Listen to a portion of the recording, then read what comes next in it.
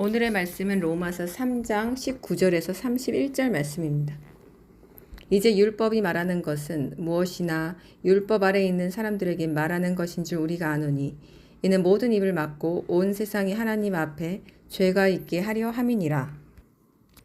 그러므로 율법의 행위로는 그분 앞에 의롭게 될 육체가 없나니 이는 율법을 통해서는 죄의 깨달음이 있음이니라. 그러나 이제는 율법 없이 하나님의 의가 나타났으니 율법과 선지자들을 통해 증거된 것이니라. 곧 하나님의 의는 예수와 마시아를 믿음으로 인한 것으로 모든 자와 믿는 모든 자에게 미치나니 차별이 없느니라.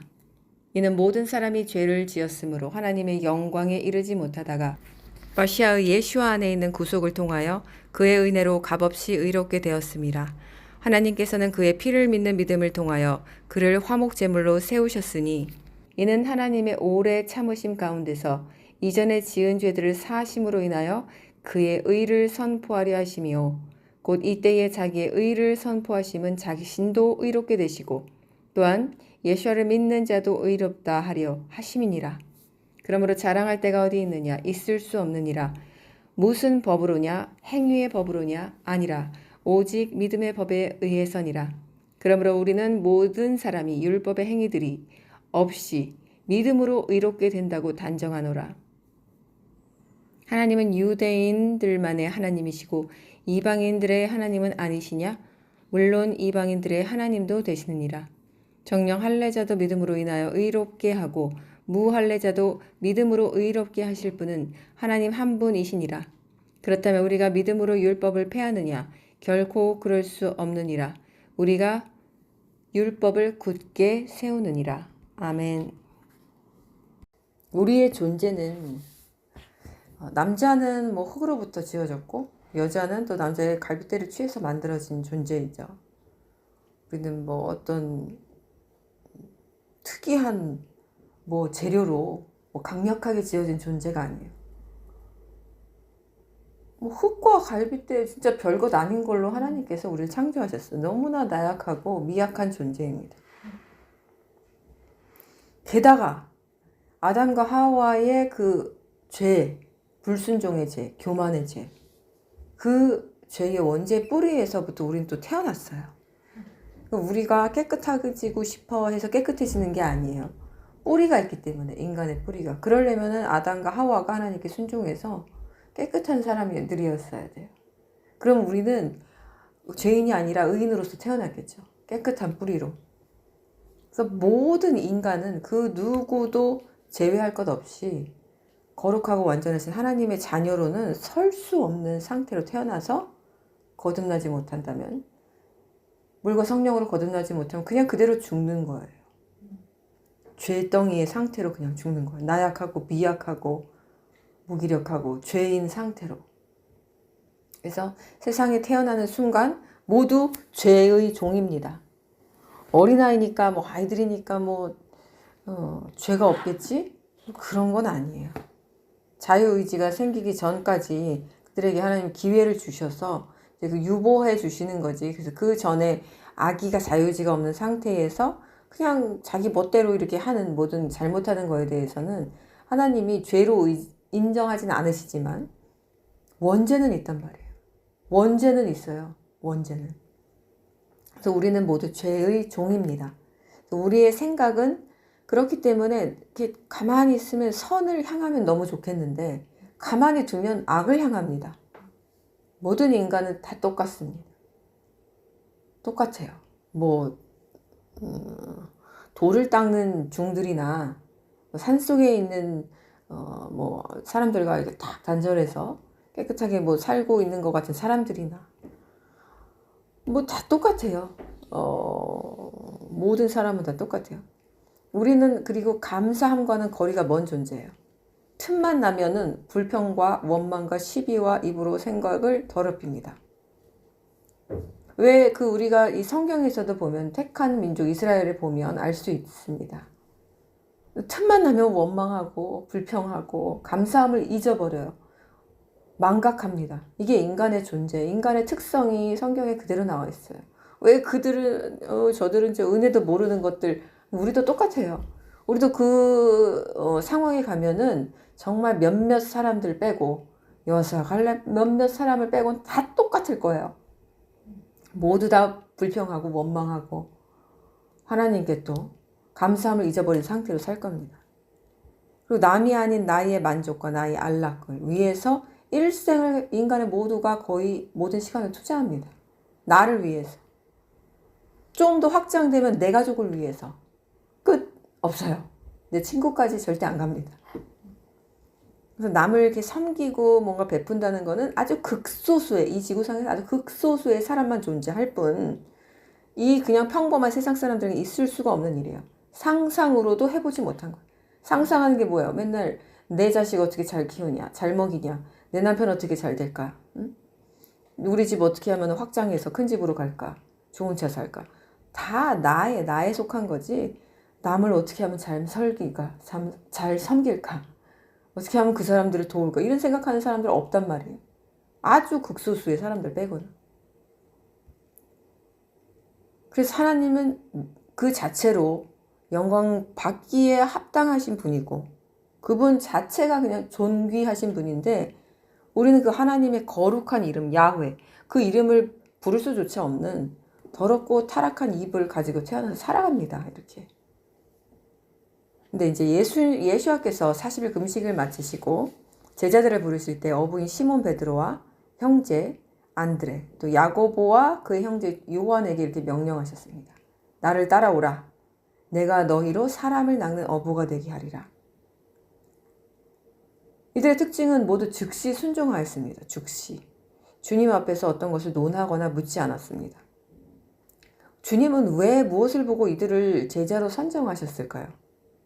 그럼 바로 이 구절을 보면 나와 있어요. 이 구절이 로마서 9장 15절에서 20절 말씀인데 제가 봉독하겠습니다. 참으로 그분께서 모세에게 말씀하셨다. 나는 은혜 베풀 자에게 은혜를 베풀 것이고 자비를 베풀 자에게 자비를 베풀 것이다. 그러므로 그것은 사람이 원한다고 해서 되는 것도 아니고 다른 박질 한다고 해서 되는 것도 아니며 오직 하나님의 은혜 베푸심에 달렸느니라. 여기에 나와 있어요. 로마서 9장 15절. 이거는 사람이 뭐 계획하거나 뭐 사람이 어떻게 한다고 해서 다른 박자에서 되는 게 아니라 하나님의 일방적인 택하심이라는 거예요. 하나님의 일방적인 택하심. 은혜 베풀 자에게 은혜를 베풀 것이고 자비를 베풀 자에게 자비를 베풀 것이다. 그분께서는 자비를 베푸시고자 하는 자에게 자비를 베푸시고 또 원하시는 자를 완악하게 하시느니라. 그래서 사람은 지은 이에게 어찌하여 나를 이같이 만들었습니까? 라고 말할 수 없습니다. 하지만 제자들은 그 어떤 것에도 뭐 토를 달지 않았어요.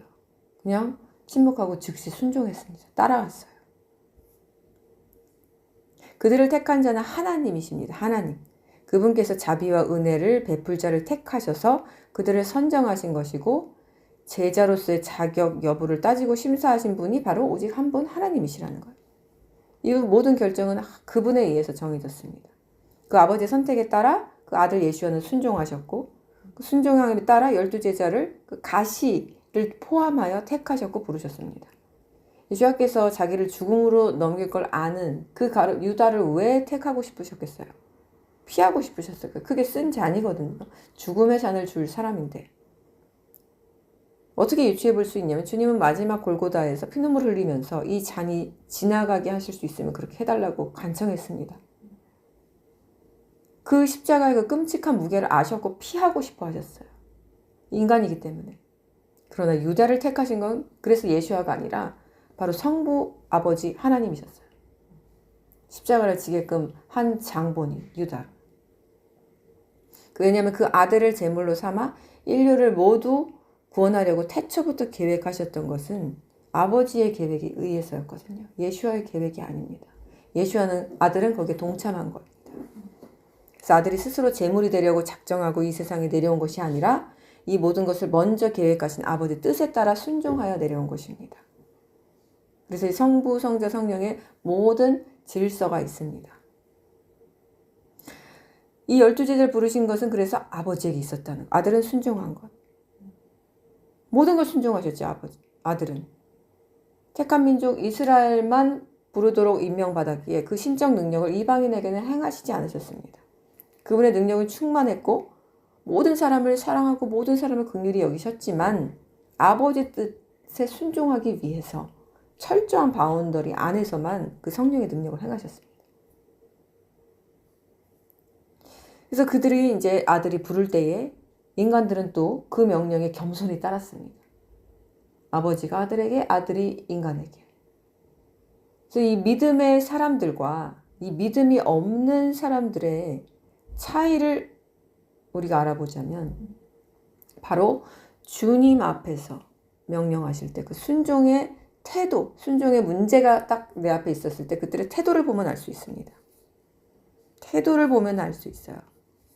그래서 그 사람이 아무리 믿음이 좋아 보이고 아무리 거룩하게 살아온 것 같아 보여도 순종의 문제에서 이 사람이 이것이 아버지께서, 하나님께서, 주님께서 명령하시는 것인지 먼저 알아듣는가를 보고 그것을 알아들었을 때 이 사람이 순종을 하는가 안 하는가를 보면 그 사람의 그 믿음 상태를 볼 수 있어요. 그래서 그 사람은 그걸 모르죠. 그래서 이게 이렇게 대표자로 어떤 영적 멘토든지 사역자로 리더로 세운 사람에게는 이걸 볼 수 있는 능력을 주십니다. 하나님이. 왜냐하면 그걸 봐야 이끌 수가 있으니까. 그 대신해서 주님 따라 같이 양들을 이끌 수가 있으니까 그 능력을 주세요. 볼 수 있는. 그래서 저도 다 보입니다. 어떤 사람의 믿음이 진짜인지, 어떤 사람의 믿음이 가짜인지, 어떤 사람의 믿음이 미지근한 믿음인지 보고 싶지 않아도 보여요. 하지만 알려주지 않는 것 뿐이에요. 그 순종의 태도를 보면 이 사람 진짜구나. 그제서야 아는 거야. 그러면은 두렵죠. 나도 보이는데 우리 하나님은 저 사람을 어떻게 판단하고 계실까? 이게 나 같은 무지한 사람도 이게 보이는데 하나님은 얼마나 더 날카롭고 예리하게 그 사람의 골수를 쪼개가면서 그 사람을 판단하고 지켜보고 계실까? 저는 그런 것이 약간 두려움을 느낍니다. 그 저에게도 적용이 되는 거죠. 리더자는 더 두려운 게 다른 사람을 통해서가 아니라 다른 사람이 그래서 리더자에게 조언을 할 수가 없어요. 할 필요가 없어요. 왠지 아세요? 하나님이 직접 하십니다. 더 엄중하고 더 무섭게. 이 리더자가 맡은 어떤 양들보다도 더 엄중하고 무섭고 어쩌면 불순종하면 가혹하게 다루십니다. 그래서 이 선을 지켜야 돼요. 성도들은 그래서 어떤 사역자를 이제 섬기거나 그 사역자의 밑에서 이제 그 말씀을 메시지를 따르고 그 이제 양식을 취할 때는 선을 지켜야 돼요. 왜냐하면 이 질서가 있어요. 하나님의 질서가 있어요. 하나님께서 아들 예수아에게 명령하시고 아들 예수아는 제자들에게 명령하시고 제자들은 나중에 또 사람들에게 명령했죠. 선포하고. 이게 질서가 있어요. 영적 질서가 있습니다. 이걸 밑에서 거꾸로 할 수가 없어요. 그럼 그 사람이 하나님께 직접 징계받습니다. 이럴 때는 묵묵히 기도해 주는 겁니다. 중보기도. 중보기도 해주는 거예요. 그래서 약간 핀트가 다른 거긴 하지만 이게 좀 다르게 새어나가긴 했지만 좀 중요한 얘기에서 조금 짚고 넘어가자면 그래서 어떤 목사나 목회자나 어떤 사역자의 죄를 한 사람의 일방적인 죄를 우리는 고발하고 정죄하면 안 됩니다. 하지만 WCC는 다릅니다. 우리나라의 공동체적인 영적 타락이기 때문에 이건 우리가 모두 정죄할 수 있습니다. 교회 내에서 일어난 하나님을 모독하는 공동체적인 타락이에요. 그리고 여기에 한 명이 이게 가담한 게 아니에요. 우리나라 교회가 전체가 가담했습니다. 이것은 우리가 마땅히 손가락질하고 비판하고 정죄하고 이 죄악을 뿌리 뽑기 위해서 우리가 분별하고 나가야 됩니다. 우리가 구별되어 있어야 하며 하지만 한 사람이 지은 그 사람의 개인적인 죄를 우리가 고발하면 절대 안 됩니다. 그럼 하나님의 징계가 동시에 나에게도 올 수 있어요. 굉장히 싫어하세요. 하나님이 이걸. 이게 영적 질서예요. 그래서 이런 사람들 되게 미련한 거예요. 자기가 보기에는 저 목사가, 저 전도사가, 저 사역자가 뭐가 모자라고, 뭐가 마음에 안 들고, 뭐 못한 게 너무 많고, 뭐 이렇게 막 죄악이 뭔가 들춰졌을 때 그거를 갖고 시비를 걸거나 악성 댓글을 막 달거나, 그리고 막 대면에서 따지거나, 이거는 죽으려고 환장한 겁니다. 그 사람이 설사 악한 짓을 했더라도요, 그걸 우리가, 그건 하나님이 하시거든요. 하나님이 직접 하세요. 절대 함부로 우리는 입을 열어서는 안 됩니다. 그냥 못 본 척하고 넘어가거나, 아니면 내가 너무 마음이 아프면 중보기도를 해주거나 회개할 수 있도록. 그리고 그 사람이 모자라면 자기가 옆에서 채워주면 됩니다. 도와주면 돼요. 거기다가 막 이렇게 막 그 사람을 이렇게 하면은 절대 안 돼요. 절대 안 돼요. 제가 예전에 그런 좀 안 좋은 모습을 봤는데, 이것이 두려운 거리치라는 거를 이제 아는 거예요. 예전에 그 교회 다닐 때 어떤 젊은 전도사분이 찬양을 맡으신 청년부 전도사님이 있었는데, 아주 조금 젊으셨어요. 젊으시고 눈이 이렇게 크시고 착하시고 그냥 우유부단하고 뭔가 결정력이 약간 없고, 이렇게 어른이 보기에는 조금 왜 사역을 저렇게밖에 못해, 막 그렇게 느끼는 사람이 있었어요. 모두는 아니지만 약간 성격 급하고 좀 빠릿빠릿한, 지금은 이제 좀, 근데 말하면 안 되고 그래서 지금은 원래 성격 자체가 좀 그런 분이에요. 이 사역도 많이 하는 이제 진짜 빠릿빠릿한 분이었는데, 답답해서 죽으려고 하는 거예요. 맨날 뭘 하면은 맨날 실수하고. 근데 하나님 그런 거 하나도 상관이 없어요. 그거는 죄로 치지도 않고, 그런 실수는 하나님 눈에 들어오지도 않아요. 그냥 저 아들이 내가 하라는 걸 잘 하고 있는지 그것만 본단 말이에요. 그러니까 다른 실수는 하나님 눈에 보이지도 않는데 인간의 눈에만 보이는 거. 그럼 그거를 정죄하는 자가 있잖아요. 그 사람이 하나님의 노를 삽니다. 그래서 마음이 좀 안 좋았어요. 저거는 비판받을 일이 아닌데, 저거를 이렇게 입으로 누설해서는 안 되는데, 그거를 막 마치 그냥 무슨 자기 아들 대하듯이 이렇게 그냥 함부로 말하고, 그냥 그 전도사 막 이러면서 전도사 님도 안 붙이고 막 이렇게 하는 걸 보고 제가 아주 거슬렸습니다. 영이. 그래서 우리가 하나님의 어떤 맡은 사역자들은 항상 우리가 어느 정도 거리를 둬야 돼요. 거리를 두고 함부로 말해서는 안 되고 행동해서도 안 됩니다. 그게 누구였건 간에. 그 사람이 죄를 저질렀건 안 저질렀건 우리랑은 상관이 없어요. 왜냐면은 하나님이 악인을 통해서도 역사하시고, 어쨌든 뭐 맡길 게 있으니까 지금 하는 거란 말이에요. 이게 안 그러면 뭐 아직은 그 기한이 남았기 때문에 그래요. 이 땅의 교회를 다 멸망시키지 않은 건 어쨌든 지금 회개할 수 있는 기회를 주셨고, 또 그들을 통해서 어떤 복음이 나가게 하시고 믿게 하시고, 그 중에서 뭐 나올 자는 나오고 분별할 자는 분별하고 뭐 거룩할 자는 거룩해지고 더럽게 지금 내버려 두시는 단계예요. 그래서 우리는 우리의 입을 철저히 지켜야 된다는 거. 그래서 코이노니아 사역장에도 이 입술을 함부로 열어서 하나님의 진노를 살 사람들이 참 많아요. 이 사람들은 제가 뭐 굳이 언급하지 않아도 그냥 하나님이 어떻게 일하시는 하나님을 저는 제 일생 가운데 봐왔기 때문에 그냥 두려운 하나님이 알아서 하시겠구나. 근데 참 안 됐다. 안 됐다. 하나님이 두려운 분인지 모르는 게 참 안 됐다 싶습니다. 그래서 그냥 뭐 대꾸도 하지 않고 그냥 차단을 시켜버리는데, 그 어떤 형벌이 있을지를 알거든요. 하나님의 성품을 저는 알기 때문에.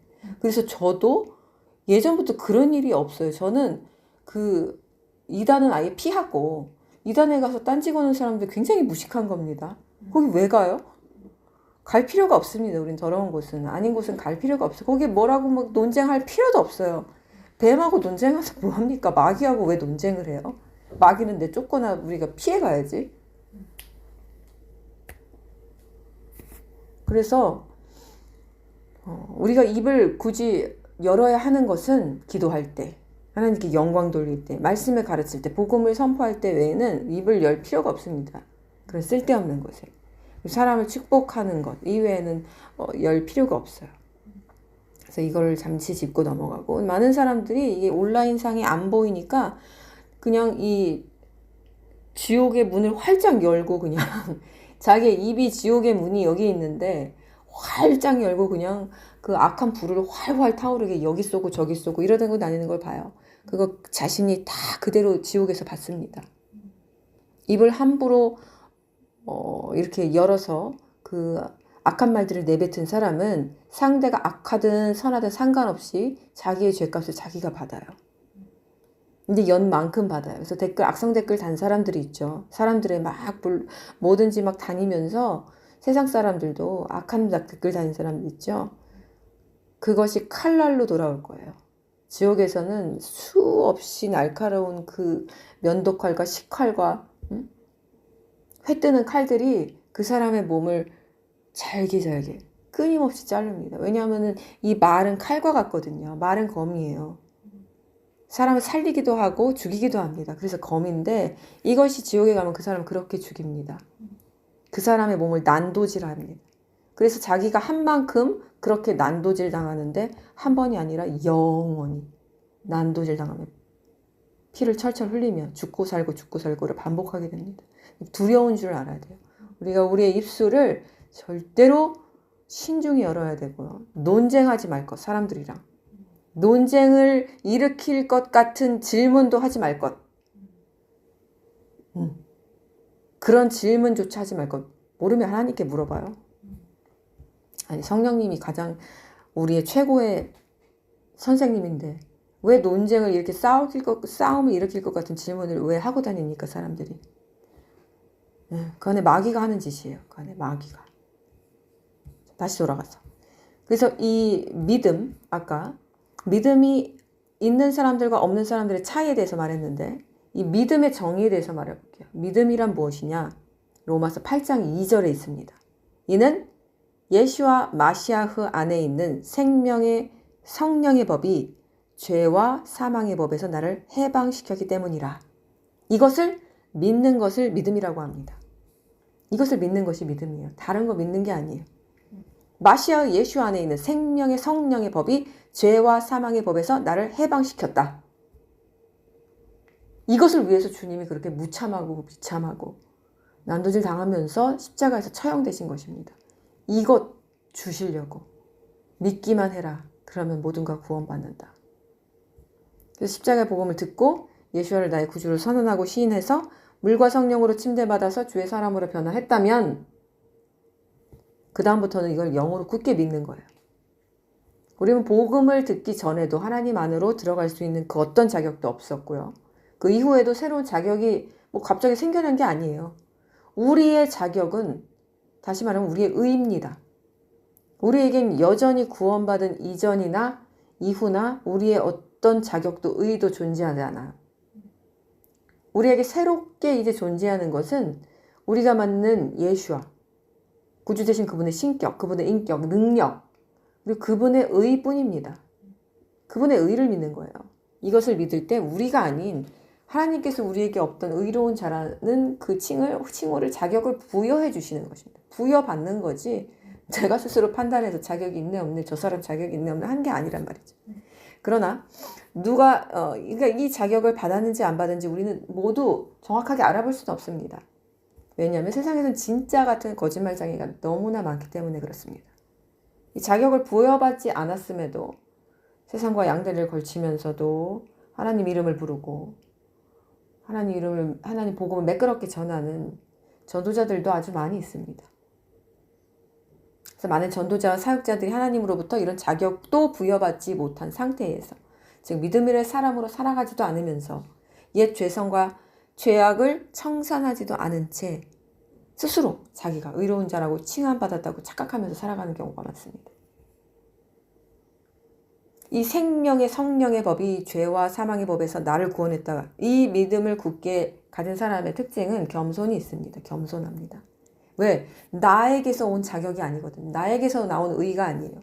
나는 어떤 자격도 갖고 있어 본 적이 없었다는 것을 알고 있기 때문에 그렇습니다. 겸손할 수밖에 없어요. 이 자격은 하나님께서 거저로 주신 거기 때문에.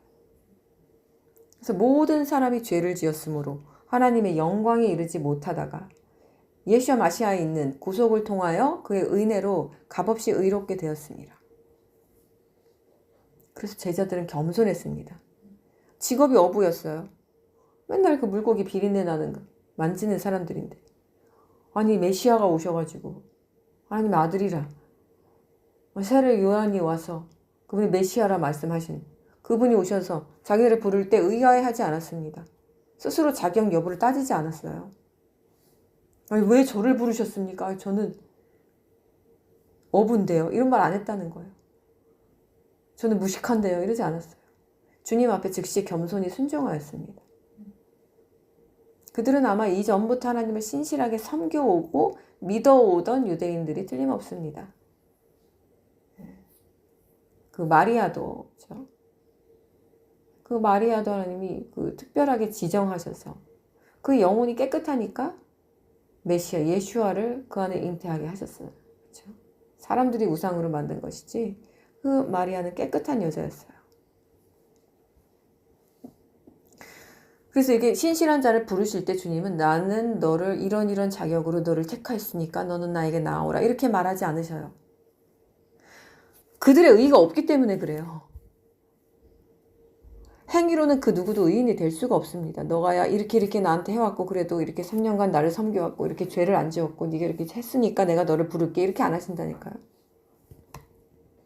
그래서 이것은 제자를 부르시는 이들은 오직 하나님의 일방적인 은혜에 따라 부르심을 받게 됩니다. 그러나 여기에는 하나님만이 사람을 보시고 재시는 잣대는 분명히 존재합니다. 아무나 부르는 건 절대 아닙니다. 우선 제자로 부르심을 받는 자들은 깨끗하고 정직한 삶을 살고 있어야만 합니다. 세상에 속한 것을 사랑하거나 끊지 못하거나 아직도 붙들고 있는 자는 여기서 제외가 됩니다. 제외된다고 하나님 앞으로 못 나온다는 의미가 아니라 제자로서 다른 이들을 이끌 자격은 하나님께서 주지 않는다는 것입니다. 세상을 사랑하는 것은 돈을 사랑하는 것, 여자를 보고 음욕을 품는 것, 음란을 끊지 못하는 것, 투기하고 시기하는 것, 욕심 부리는 것, 절제치 못하는 것, 남을 나보다 낮게 보는 것, 이런 교만함, 감정 조절이 힘든 것, 희생정신도 없는 것, 남보다 나를 사랑하는 것 이외에, 이 이외에도 성경에서 말하는 아주 수많은 것들이 여기 포함이 됩니다. 이들은 제자 자격은 철저히 제외됩니다. 스스로도 절대 무슨 사역을 누가 준다고 해도 맡으면 안 돼요. 어떤 대표로서 사람들을 리더로 이끄는 모든 것에 순장이든 셀장이든 멘토든 안 돼요. 안 돼요. 그래도 쟤는 나보다 좀 어리니까 그래도 내가 그래도 좀 신앙 연배니까 쟤는 맡을 수 안 됩니다. 이 제가 언급한 이런 세상을 사랑하는 것을 끊지 못한 상태로 어떤 아기도 멘토로 삼으면 안 됩니다.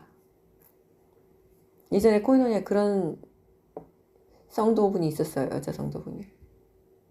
노엘이가 어리니까 자기가 이제 청년부 때 어떤 사역도 많이 해보고 경험도 있고 그러니까 노엘이가 이제 영적으로 제가 이제 방황하고 힘들어한다고 하니까 노엘이를 멘토로 삼아보겠다고 하는 거예요. 그래서 제가 거절했습니다. 거절했어요. 아닙니다. 구구절절 이렇게 설명을 자세하게는 하지 않았지만 하지 않았어요. 왜? 아니 자신의 감정 상태도 절제가 안 되고 조절이 안 되고 입도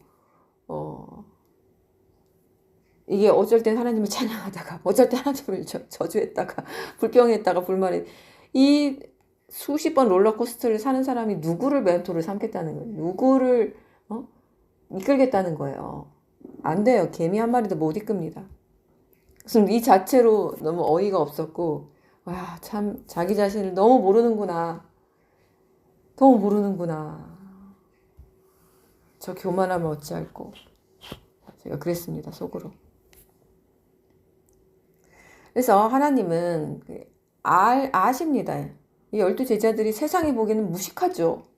야, 메시아 하나님의 아들이 이 세상에 오셔서 그 40일 죽을 금식 기도를 마치신 다음에 사탄이랑 싸워서 모두 승리하고 정복하신 다음에 뽑았다는 사람들이 다 비린내 나는 어부들이야. 인간이 보기에는 이게 이치에 맞지가 않는 거예요. 그래도 바울 정도는 돼야 되는 거 아니에요. 로마 시민. 저 어느 정도 힘도 있고 배운 것도 많고 하나님 아는 지식도 어느 정도 있어야 이게 좀 예수와 말상대가 되죠. 이끌 맛이 나지 않겠어요?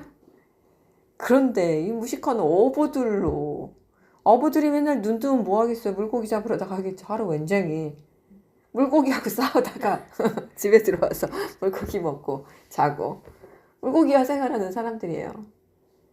이 거룩한 제사장의 제자가 되기엔 너무 부족한데, 자격 없어 보이는데 하나님이 택하셨다니까요. 하나님이 그들의 심중을 모두 읽고 계셨거든요. 하나님이 보시는 첫 번째 그 자격 여부는 제가 봤을 때는, 제가 하나님은 아니기 때문에 제가 유추해 보기에는 순전함이 아니었을까 싶습니다. 순전함. 이들이 뭐 배운 게 뭐 있어? 뭐 얼마나 뭐 어부 되는데 뭐 솔직히 뭐 대학 나와야 됩니까? 그냥 아무것도 안 배워도 어부 할 수 있잖아요. 너도 어부 할 수 있어. 그러니까 배움이 필요 없어요. 이들이 얼마나 토라를 열심히 공부했겠습니까? 근데 이들에게는 순전함, 어린아이와 같은 믿음이 있었을 것이라고 저는 유추해 볼 수 있습니다. 하나님 그걸 가장 기뻐하신다. 어린아이 같은 믿음이 있어야 천국 간다고 하신 주님께서 그 기준으로, 그리고 이들은 신실하고, 순전함에 신실하거든요. 그리고 겸손해요. 이게 따라옵니다. 순전함과 신실함과 겸손함이 따라옵니다. 그래서 그 기준으로 그들을 발탁하셨습니다. 우리는 우리 스스로의 우리 자격을 운운할 수가 없어요. 이렇게 우리는 모두 죄의 노예에 있던 자들이고, 그러니까 우리의 이 의가 아니라 예수와 그 공로와 그 의로서만 하나님 보좌 앞에 나갈 수 있는 존재들이기 때문에, 그래서 우리는 서로를 바라볼 때 불쌍하게 바라봐요. 불쌍하다. 긍휼이 불쌍한 거예요. 그래서 서로 섬기는 자리에 있는 거예요. 동정하라는 게 아니라 불쌍하고 긍휼히 여기는 사랑의 시선으로 서로를 바라봐야 돼요. 그 누구도 높고 낮은 자가 없어요. 하지만 가르칠 자는 가르쳐야 됩니다. 저게 맨날 똥에서 똥 먹고 있는데 계속 냅두면 안 되죠. 그냥 불쌍하다 이러고만 있으면 안 돼. 그거 먹지 마. 너 더러운 거야. 알려줄 때는 알려줘야죠. 그게 또 진짜 사랑이죠. 그래서 우리는 운명을 바꿔주신 단 한 분에 의해서 자격 없는 자들이 받은 무상의 은혜로 인해서 천국으로 갈 수 있는 키를 모두 받은 자들입니다. 지난 시간에 음란의 죄악을 뿌리 뽑기 위해서 행해야 할 것들 5가지로 나열했었죠. 첫 번째, 하나님께 드리는 몸의 헌신. 두 번째, 기도와 금식, 경건의 훈련. 세 번째가 순종의 삶. 네 번째가 겸손함을 절대 잃지 말 것. 5번, 테스트에서 통과해서 성장하는 단계까지 나아가 영적 계급을 바꿀 것. 여기서 순종의 삶이 세 번째였습니다. 세 번째 순종의 단계까지 나가려면 자기를 쳐서 복종시키는 경건 훈련의 삶이 아무리 못해도 3년간 흔들림 없이 지속되어야 한다고 알려드렸습니다. 이 순종의 단계까지 나왔다면 이제 자기가 주님 앞에서 이제 지난 죄악과 세상에 속한 악한 중독들을 청산했다고 느끼고 주 앞에 헌신하고 이제 정말 이제 신부가 되고 싶어, 이렇게 선하고 싶다면 이제는 이 즉시 순종하는 훈련을 해야 돼요. 즉시 순종. 이게 우리는 너무너무 이게 찔겨가지고 죄성이 안 돼요. 머리에는 알죠. 왜 모르겠어요, 우리가. 다 압니다. 안 되긴 뭘 안 돼. 안 하는 거예요. 저는 의지가 나약해서 아니라니까. 안 하는 거예요. 아니, 발에 불이 떨어져 봐요. 가서 물 갖다가 와서 달려가서 끄겠죠. 발에 불이 떨어졌지만 물까지 그냥 천천히 걸어가고 싶어, 이런 사람이 있어요? 아니, 불이 떨어지면은 누가 야 빨리 가서 그거 물을 꺼 하지 않아도 스스로 달려가요. 그러니까 안 하는 거라니까요. 인간이 이 죄성이 악하고 찔겨 먹어서 안 하는 거예요. 그 사람이 불을 떨어뜨리면 그제서야 와, 이제 해야겠구나. 그래서 불을 떨어뜨려 주시면 감사한 거예요. 왜냐하면 그만큼 내 죄성이 강해서 그가 하나님께서 뿌리 뽑기를 원하시기 때문에 불을 떨어뜨려 주시는 거거든요. 그때 정신 못 차리면 이제 그 초토화돼야죠. 이제 초토화돼도 싸죠. 그 사람은. 그때 되면은 이제 완전히 엎드려져서 주님 앞에 완전 자복하고 뒤집어져야 됩니다. 청산해야 돼요. 그래서 저는 단계가 있어요. 아이들을 혼낼 때 단계가 있어요. 처음에는 친구처럼 그냥 완전히 맘먹어라 이러고 그냥 잘해줍니다. 모르니까. 그 사람이 나를 모르니까. 처음부터 억압부착인 분위기로 나가면 고정관념이 생기잖아. 처음에는 아주 그냥 아이들이 뭐 맘먹습니다. 그래서 저를 보면은 선생님이라고 안 부르고 저희 아이들이 엄마라고 불렀다가 할머니라고 불렀다가 자기 편한 사람의 이름이 자기도 모르게 그냥 나온 거예요. 엄마라 했다, 할머니 했다, 이모라 했다가 맞다 아니야 선생님 이런다니까. 애들이 얼마나 귀여운지. 편한 거예요. 그 정도 되면 이제 됐다. 제가 이제 그 다음부터는 이제 저의 그 포지션을 조금 잡기 시작해요. 그래서 한번 아이 태도가 좀 안 좋아, 수업 태도가. 그냥 아주 약한 경고를 해줍니다. 자, 똑바로 앉고, 자, 내려놓고, 이렇게 합니다. 근데 이 아이가 그걸 계속해요. 계속하고, 이렇게 막 합니다. 막 이제 막 정신 못 차리고, 그 다음날도 계속하고, 계속 이제 그냥 대놓고 그러면은, 이제 그 다음부터는 앉아라. 내려놔. 이제 명령으로 나갑니다. 권유가 아니라 명령으로 나가요. 그리고 이제 아이가 그런데도 계속해, 그 행동을. 그러면 어떻게 하냐면 제가 하는, 조금 달라요, 저는 다른 선생님들이랑. 어떤 선생님은 자기가 삐지고 막 자기가 혼자 화내고 이러는데, 저는 간단합니다. 나 이제 너 안 가르쳐. 나 너 못 가르치겠어. 선생님 이제 다음부터 안 올지도 몰라. 협박을 합니다. 그러면 아이들이요. 알았어요. 이렇게 하는 아이들도 있고, 또 그렇게 했을 때 막 닭똥 같은 눈물을 뚝뚝 흘리면서 말 못하는 아이들도 있고, 그래요. 왜냐면은 이제 제가 그 아이의 삶의 일부분이 됐기 때문에 제가 없는 거를 그 아이가 상상을 하지 못하는 거예요. 재밌죠? 일개 영어 개인 교사가. 저는 그렇게 아이들의 영혼과 친구가 되는 걸 먼저 그래서 중요하게 여겨요. 그러면 아이가 나랑 나중에 떨어지는 거를 무서워해요. 다른 선생님한테 배우는 거를 싫어해요. 큰일 나는 줄 알아요. 엄마가 가르쳐도 엄마 다 틀렸다 그러고 선생님은 그렇게 안 가르친다 그러고 모든 사람을 다 그렇게 이렇게 대적합니다. 영어는 하여튼 무조건 내가 가르쳐야 한다는 제가 그렇게 세뇌시킨 것도 아닌데 그렇게 애들이 돼요. 그래서 제가 협박하면은 애들이 오히려 아이들이 매달려요. 그 말도 잘 듣고 이래요. 그래서 저는 아이들을 많이 혼내지도 않을 뿐더러 그렇게 아이들 가르치면서 한 두 번밖에 안 혼내요.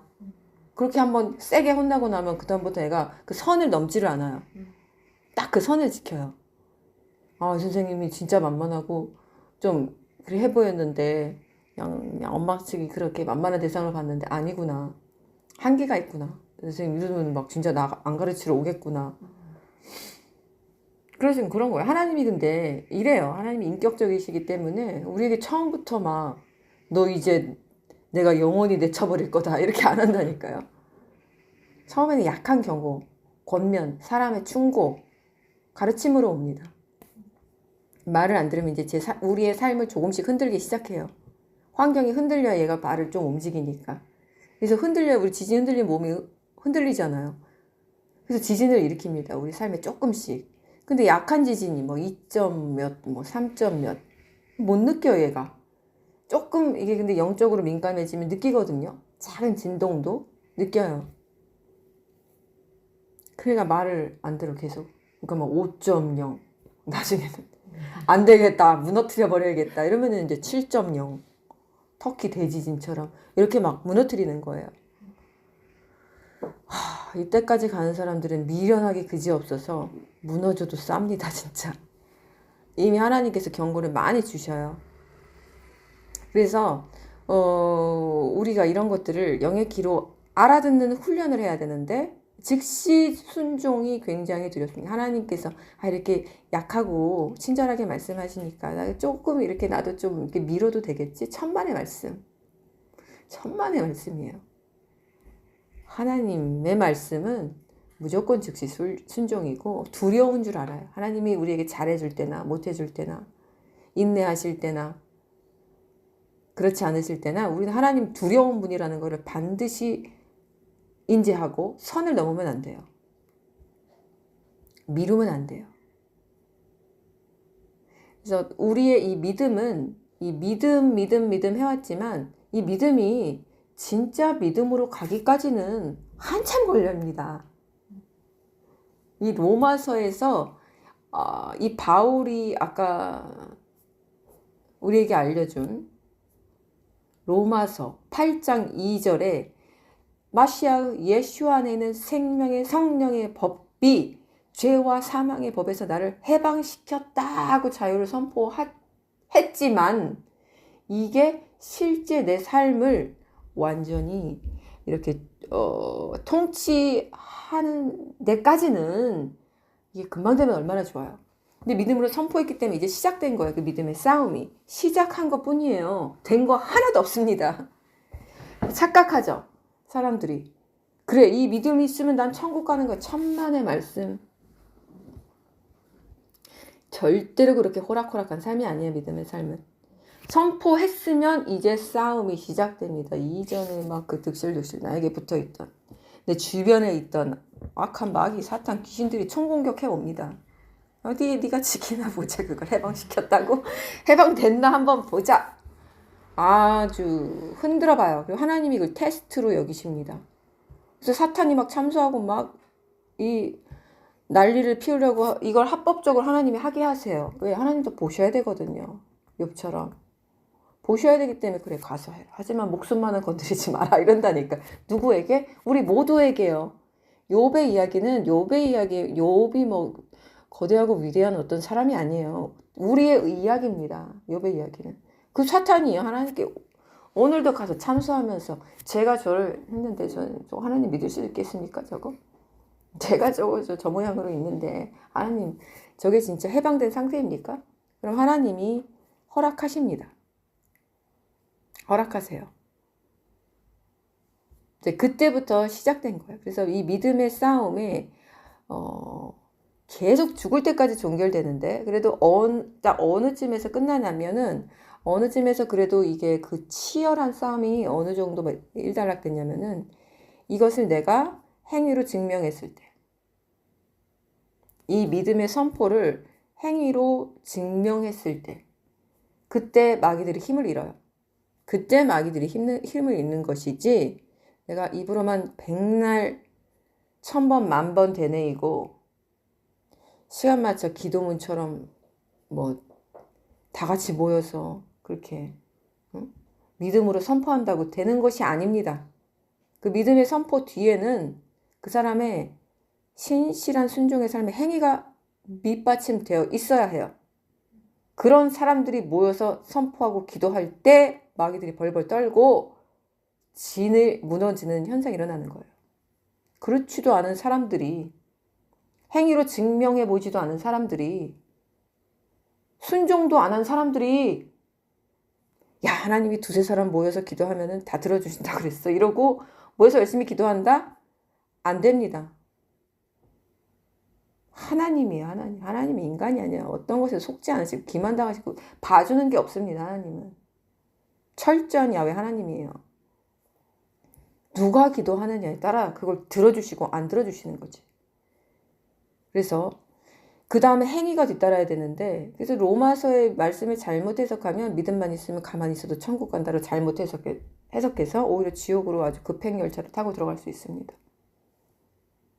이제 율법이 말하는 것은 무엇이나 이렇게 나오죠. 율법 아래에 있는 사람들에게 말하는 것은 우리가 아노니 이는 모든 입을 막고 온 세상이 하나님 앞에 죄가 있게 하려 함이니라. 그러므로 율법의 행위로는 그분 앞에 의롭게 될 육체가 없나니 이는 율법을 통해서는 죄를 깨달음이 있음이니라. 로마서 3장 19절 20절에 나오는데 여기서 말하는 행위는 무슨 행위냐? 제가 앞서 말한 그 행위가 아니라 마음이 동반되지 않은 껍데기뿐인 율법적 행동을 말합니다. 이 행위를 마치 하나님께 선한 그 삶을 사는 행위로 착각해가지고 행위 필요 없어. 행위로 가는 게 아니야. 제가 예전에 올린 신부 가 입지 말아야 할 옷인가요? 뭐 그런 어떤 타이틀로 제목을 올린 게 있는데, 그래서 우리가 이러한 음란한 옷을 입지 말고 이런 모든 것을 보이는 것에서부터 정결하게 모든 것을 막 여자들이 막 손톱에 매니큐어 막 아니 손톱에 공을 들이는 사람이 하나님을 어떻게 섬겨요? 그 손톱에 시간이 그게 할애가 될 정도면 하나님 그 섬기는 시간이 어떻게 할애가 되겠어요? 손톱을 섬기고 앉아 있는데 발톱을 섬기고 있는데 아니 어떻게 하나님을 섬깁니까? 말이 안 되잖아요.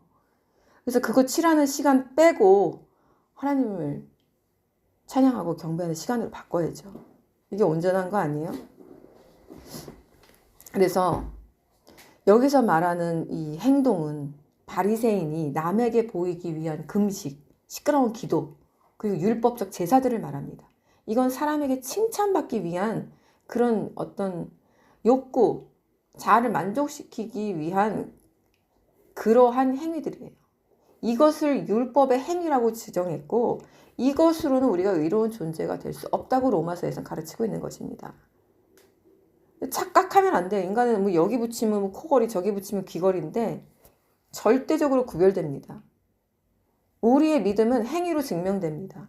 의로운 행위로, 삶에서 선한 행동으로. 야고보서 4장 17절에 이런 말씀이 있습니다.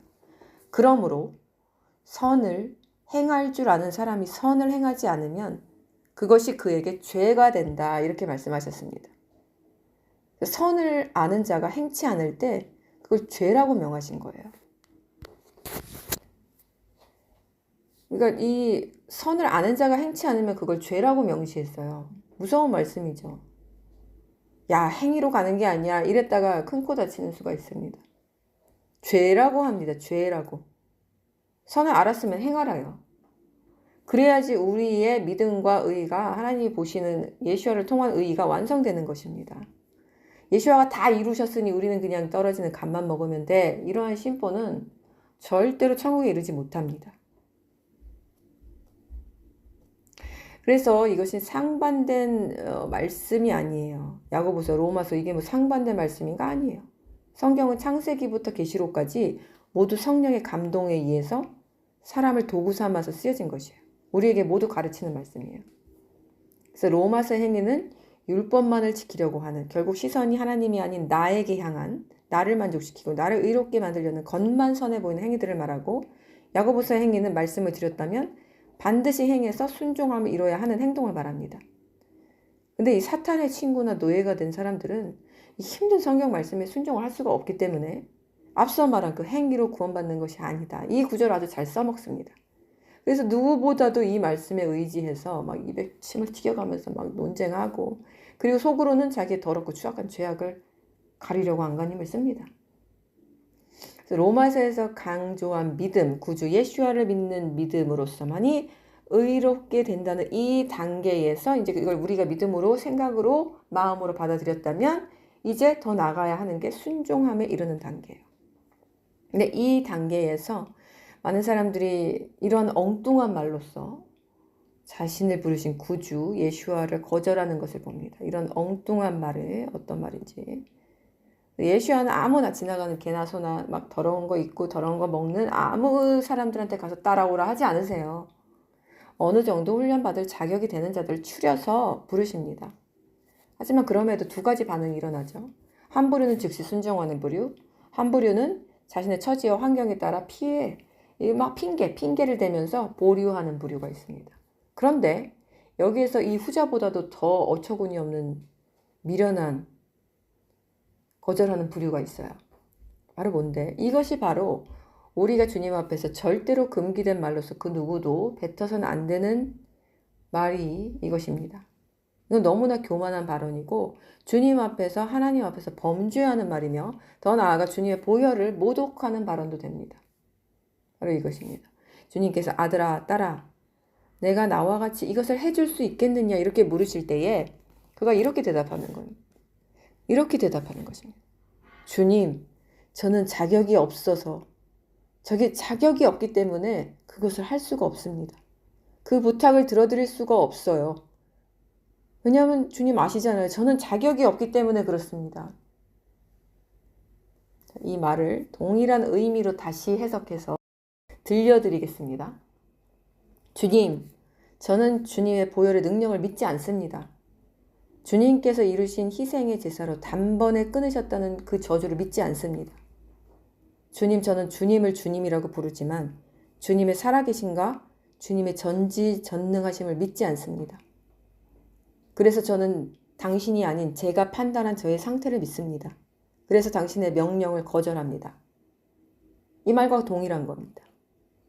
이건 사실 주님께 스스로 자기가 내리는 통보와도 같아요. 왜? 우리 자격은요. 성부 하나님 아버지께서 아주 처절하고 무참하게 독생자 아들 예슈아를 이 땅에서 처형시키심으로 그 피가 온 인류에 뿌려지고 단 한 방울도 그 몸에 물과 피가 남지 않을 정도로 쏟도록 아버지께서 허락하셨을 때 그것을 믿는 모든 자에게 주어지도록 허락하셨기 때문입니다.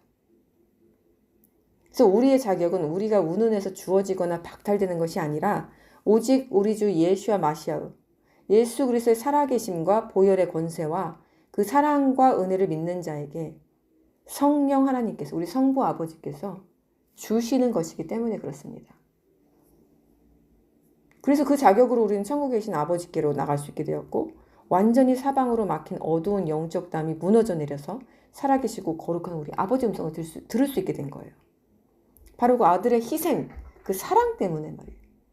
그래서 그 희생은 우리 아버지의 피눈물이 섞인 아픔이고 고통이었습니다. 그 아버지, 이 아들의 희생과 부서지는 고통 가운데 우리는 그 처절한 진통 가운데 새로 태어난 새로운 피조물인 거예요. 우리 같은 죄인들을 살리기 위해서 자격 없는 우리에게 자격을 주시기 위해서 아버지가 스스로 내리신 결정이었어요. 그리고 단 한 번에 완전하게 완성하신 인류의 구원이었습니다. 그래서 이러한 발언은 제가 자격이 없어서 주님 할 수가 없겠습니다. 할 수가 없어요. 다른 사람 구해보세요. 저는 안 돼요. 이건 철저하게 살아계신 우리 예수와를 무시하는 발언이고 주님 위에 서서 주님의 판단을 명령을 무시한 채 자기가 자신을 바라본 잣대로 내린 결정이 스스로 주님께 일방적 통보를 하는 거예요. 이건 얼마나 무섭고 교만한 말인가를 알아야 돼요. 영적으로 말이에요. 이걸 영적 귀가 있는 사람은 알아듣겠지만 귀가 이 막힌 사람들은 못 알아듣습니다. 그게 뭐 대단한 말이라고. 엄청난 말이에요. 보혈을 없다고 하는 말이에요. 하나님, 주님의 보혈이 없다고 주님 앞에서 감히 통보하고 있는 거예요.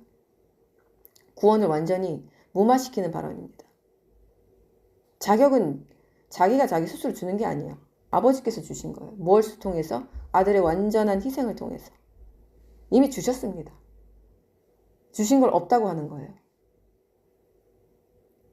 이건 절대 겸손한 게 아니에요. 자기가 주님과의 관계가 있다고 말하고 주님 음성을 듣는다고 하는 자가 해서는 안 되는 망언 중에 망언입니다.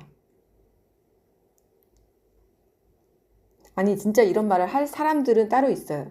앞서 말한 세상에 속한 것을 사랑하는 자들, 죄악의 그 굴레를 벗지 못한 사람들, 그런 사람들은 이런 말을 해도 됩니다. 자기가 은밀한 죄가 있는데 은밀한 죄가 있어요. 근데 누가 자기한테 무언가를 맡겨, 사역을 맡겨. 이러면은 제가 아직 이게 해결되지 않는 은밀한 죄가 있습니다. 정말 용기 있게 고백해요. 이건 하나님 기뻐하십니다. 제가 이거하고 아직 싸우고 있는 중이라서 누군가를 이끌 수 있는 상태가 아닙니다. 이건 겸손한 거예요. 그런데 이제 그걸 정복하고 나왔어요. 충분히 이제 계단이 이제 올라갈 상태가 됐습니다. 시간이 흘렀고 훈련을 받았어요. 그리고 이제 순종해야 된다는 것도 아는 상태로 있는데 하나님이 이제 이 단계에서 제자들을 부르실 때 베드로야 나와라, 안드레야 나오라 할 때 아유 주님 저 같은 자격 없는 자를 어떻게 부르십니까 주님. 저는 어부고요. 아유 저는 배운 것도 없어요. 아유 주님 다른 사람 구해보셔야 돼요. 주님 판단력이 조금 잘못되신 것 같습니다. 이랬다면 얼마나 웃겼을까요 제자들이. 이거하고 똑같은 거예요. 과연 그런 사람이 천국문까지도 들어갈 수 있을까요? 저는 힘들다고 봐요. 왜? 그 안에 엄청난 교만이 도사리고 있는 거예요. 내가 나의 주인이 되어 있는 거거든요. 내가 판단하고 내가 옳다 하는 것을 아직도 붙잡고 있는 사람은 자기가 우상된 사람이에요. 메시아를 믿지 않는 거예요. 메시아의 판단을 믿지 않는 거예요. 메시아의 명령도 필요 없는 거예요. 왜? 내가 내린 내 판단이 더 옳거든. 눈에 뵈는 게 자기밖에 없는 사람이에요. 그래서 이렇게 무서운 교만이 도사리고 있는 상태라는 걸 알고 보혈의 능력을 거절하는 이것에 대한 철저한 회개를 해야 됩니다. 하나님을 노하게 만들 수 있습니다. 노하게 만들 수 있어요.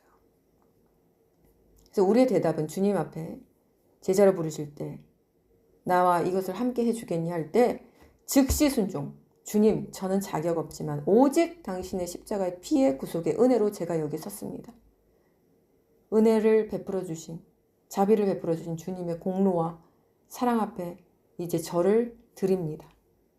저를 필요로 하는 모든 곳에서 저를 사용해 주옵소서. 이게 모범 답안입니다. 당연히 이렇게 나와야 되는 거예요. 이게 정상이에요. 이게 정상이에요. 그래서 막 어디든지 나가고 싶어서 막 주님이 하라고 하는 거에는 언제든지 튕겨서 나갈 수 있는 상태처럼 이게 있어야 되는 거예요. 저를 사용해 주옵소서. 나를 드립니다. 요즘에 이런 거 하나요, 교회에서? 안 해요, 요즘에는. 관망만 하고 있고 앉아서 찬양만 즐기고 있지. 저를 사용해 주옵소서. 안 한다니까요. 이것이 겸손한 한 구원받은 자가 하나님께 드리는 기도이자 청원이자 기쁘게 해드리는 제사예요. 이것이 마음의 제사입니다. 하나님은 마음의 제사를 받으세요. 그분을 향한 사랑이 담긴 진정한 증표예요. 왜? 사랑하면 그 상대를 위해서 헌신하고 싶은 마음이 드는 건 당연하기 때문에 그래요. 그래서 헌신이 없으면 사랑하지 않는 거예요. 입만 나불나불 사랑해 사랑해. 근데 상대를 위해서 하는 거는 아무것도 없어요. 상대가 청하고 부탁하는 것조차 내가 이리저리 핑계대면서 안 하는데 누가 그 사람이 상대를 사랑한다고 믿겠어요? 바보도 알겠죠. 그래서 그 상대는 진짜 멍청이가 아니고서는 아, 저 사람이 날 사랑하지 않는구나 라고 눈치채고 얼마 가지 않아서 헤어질 것입니다. 하나님은 모든 것에 뛰어나신 분이고 우리의 영을 감찰하는 아버지신데 이런 분이 어떤 것에도 기만당하지 않으시는 분이 속으실까요? 속지 않으십니다. 넘어지는 건 우리예요. 우리가 우리의 감정에 속고 우리의 악함에 넘어지고 교만에 속고.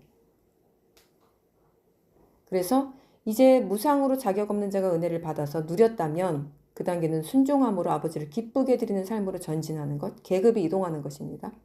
만약 이 단계로 나아가지 못한다면 정확하게 자신의 상태를 알아야 됩니다.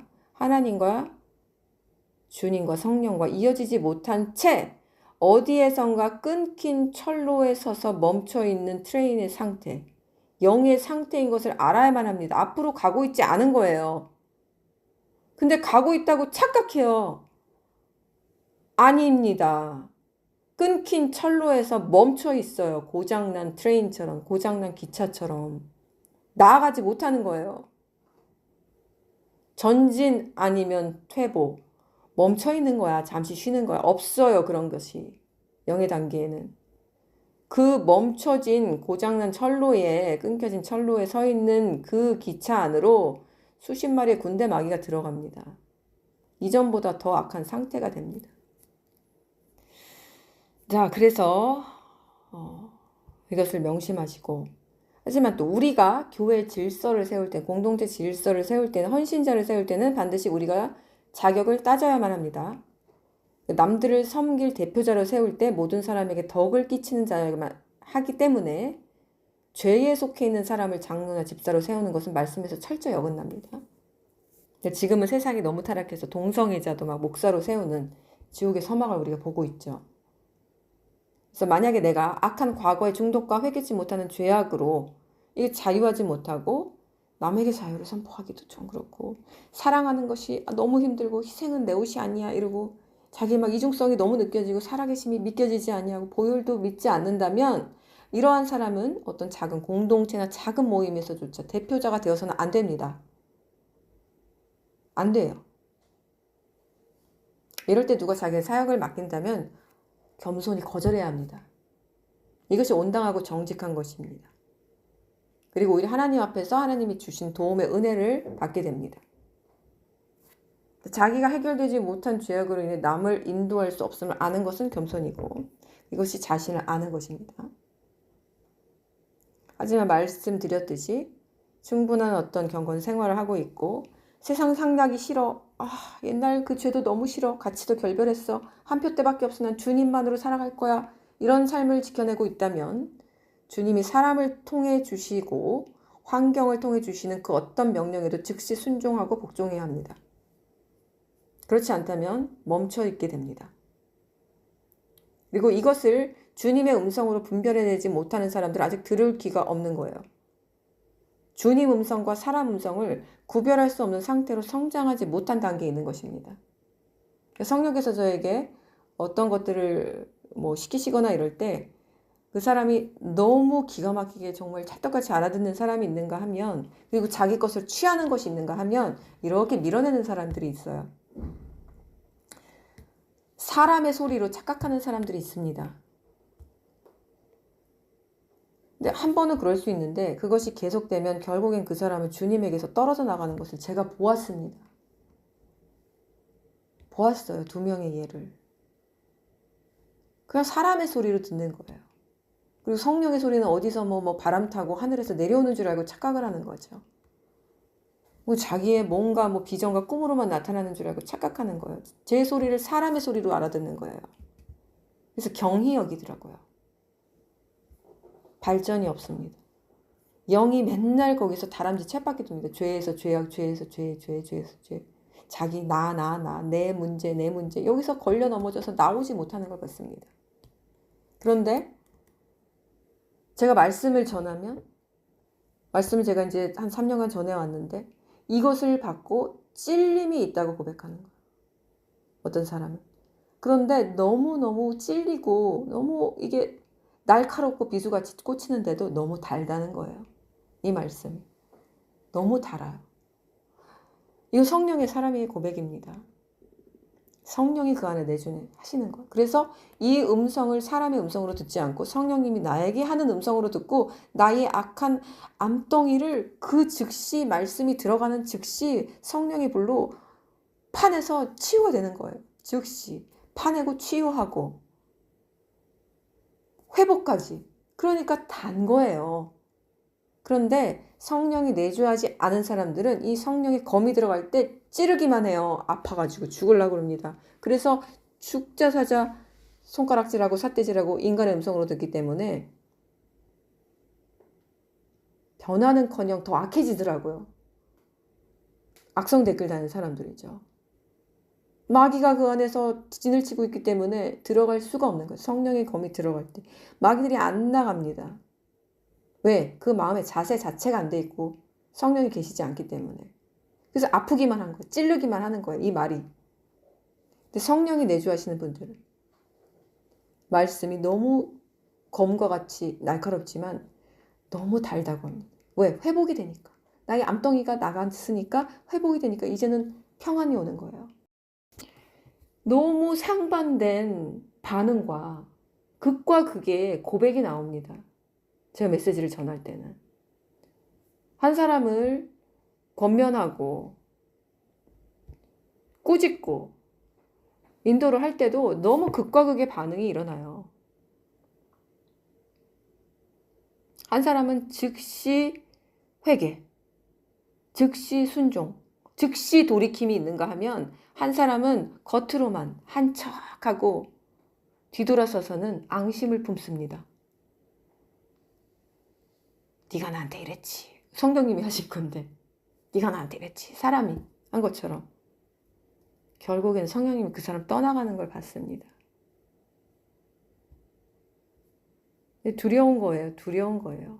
참 두려운 거예요. 그래서 그런 사람 중에 한 사람을 주님께서 보여주시기를, 분명히 그 사람은 왕으로 나왔는데 저는 왕이 아니었는데 그 사람은 왕으로 나왔는데 아니 말기 암 환자로 죽어가는 상태로 나온 거예요. 막 그 사람이 병들어 있지는 않았지만 저는 알아요. 그 사람이 말기암 환자고 이제 얼마 못 산다는 걸 압니다. 왜? 그 안에 암덩이 때문에, 독한 암덩이 때문에. 근데 그 사람은 그냥 아직 몰라. 그냥 평범한 사람처럼 살아갑니다. 그냥. 그래서 제가 불쌍해서 막 슬퍼서 꿈에서 막 꺼이꺼이 울었어요. 꺼이꺼이 울면서 슬퍼서 제가 암한테 부탁을 하고 있더라고요. 암한테 부탁. 그 사람 너무 고통스럽게 하지 말라고. 그 사람 너무 어차피 죽을 거지만 그 사람 너무 고통스럽게 죽게 하지 말라고 암한테 부탁을 하는 걸 봤습니다. 그러니까 운명이 정해져 있다는 거죠. 이 운명을 우리는 바꿀 수 있습니다.